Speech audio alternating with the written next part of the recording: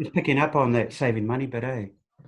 I've Yeah. got a lot, because the way I shop is I feel like this, so I'll go in and get that, and and there's been a lot of food wastage. Mm. But now that I've had to think about what I'm going in to get, and it's a real simple thing, eh? I just started writing lists, and then I know what food I've got for what, Mm. and I'm saving money. I've Mm. got an actual budget for groceries, whereas I just used to run without one. Well, I had an idea of how much I had to spend, but it was all over the place. Eh? Mm. So one of my new things is to keep that up. Yeah, Oh, same here, Phil. Yeah. because I'm not under the pressure. I just managed. I'm not rich like you guys. No, Uh, you. mm. I'm one of the working people who just manages to keep above the financial. Um, I managed to pay all my bills.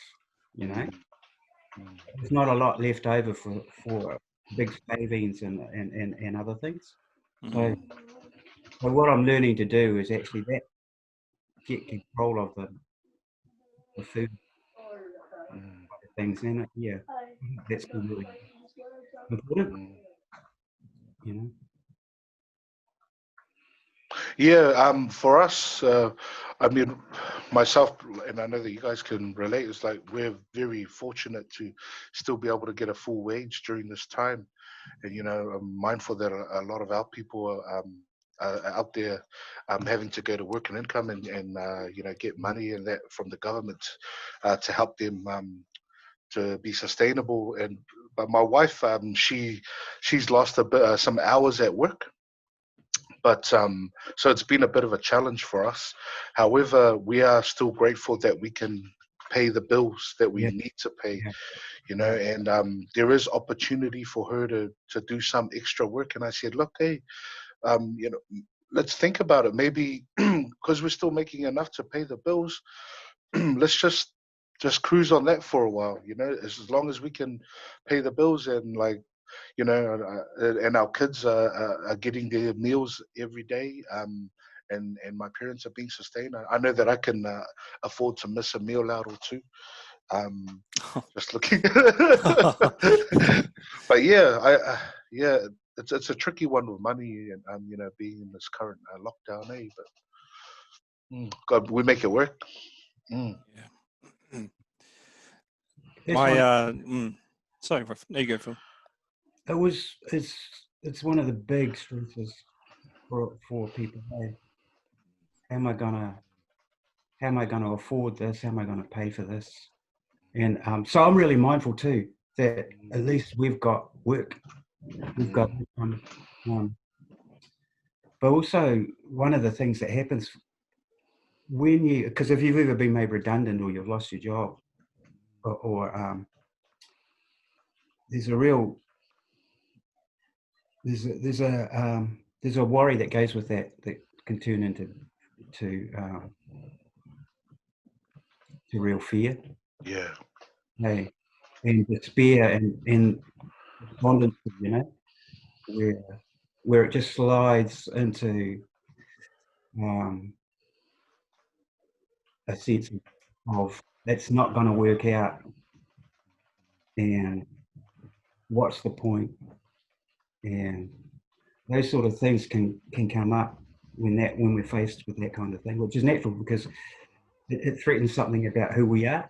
Our identity is in being able for a lot of people to provide, Mm. provide shelter, provide food, um, especially for dads. I mean, I grew up with that sense of that mentality. That's one of the things that if I can't do that for my family, then somehow I'm failing. Mm. Hey, but these are external circumstances and that we have no control over. Um, so I think about those men in that space, what they must be thinking, where their hope's going to come from, how they're going to anchor themselves, and just keep strong. keep not judging what tomorrow's gonna bring. In terms of you're not going to have enough, or there's not going to be a way through this. Yeah. And spending a lot of time generally for people who worry. I'm not a worry person. I'm generally optimistic about life, but there have been some moments of real worry, and I stress those moments. And then I've had to dig a little bit deeper and go, what's really threatening you? What am I really worried about here? And reminding myself that actually, this is something I read and have been reflecting on, that we are descendants of really resilient people. And tapping right back into that whole idea that, oh, man, we are strong. We are strong, you know. Worry's there's a level of worry which is okay if we know what to do. And it's one of the tips that I think I want to get across is just sort of separating out what's worry. It's okay to worry well. And what I do with it, this is one of the ways I deal with it. I know I'm not going to worry a whole day. You know how sometimes you get a thought and it just floats with you the whole day into the night. You close your eyes and that's what you're thinking about. What I do is I actually choose a time where I'm going to look at it and go, okay, this is my time to have a look at that thing that's worrying me, that I'm scared of. And then I'll either write it down or I'll just focus on it for a while. And I go through that thing we call the decision tree. Is this something I can deal with now? And what are my options? And what can I park? And I wrap around that at the end of that, what I'm actually grateful for. So some people journal, but a lot of people don't. I think it's really helpful to actually have a wee journal like this and start shooting things down, about those things. But then you can park it. You've given it thought. You've clarified what's going on. And then you can say, okay, I have dealt with this. And it's just the practice of not allowing it to slip into the rest of the day. Yeah. Also, at the end of the day, this is really, in clinical psychology and positive psychology, it's a technique and it's a tool, and it's really useful to write down 1, 2, 3 things that went well before you go to sleep. If the alternative is to go to sleep with a sense of something frustrating us, but if we can develop the practice of that and the habit of that as a new routine in our lives, if we're not already doing it, that can be really calming. That old saying, hey bro, don't let the sun go down on your anger. Right. It is the old stuff that we know, that we grew up with. Count your blessings.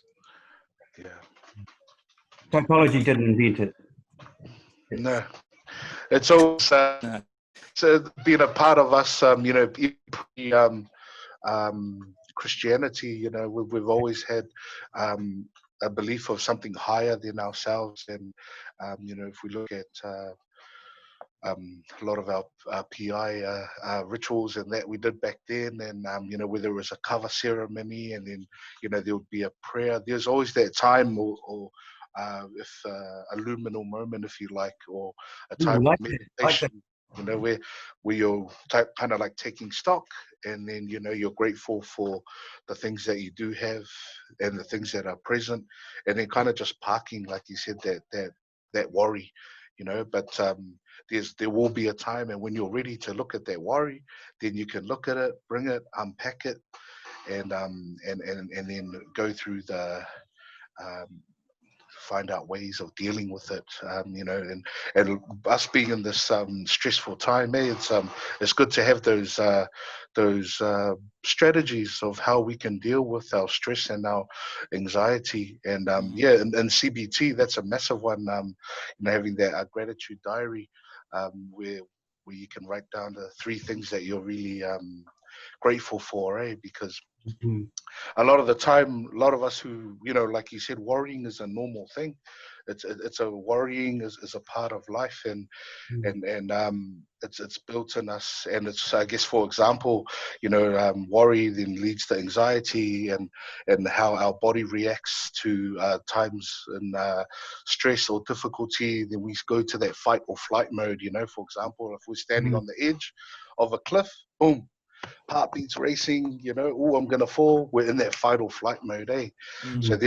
then with our body, biological side is telling us, okay, hello, we're in danger. We need to step back, Mm. So, but yeah, as you said, when the worry starts to take over, and we live in that worry, Yeah. then we can almost then it gets to a stage of high anxiety, eh? Mm. And and living in that, that's when it actually starts causing harm, and then things go pear shaped and that. But having stuff like a diary to reflect on where you're at really does help. And a lot of the people that I've worked with, that's a massive intervention that I use, But Mm.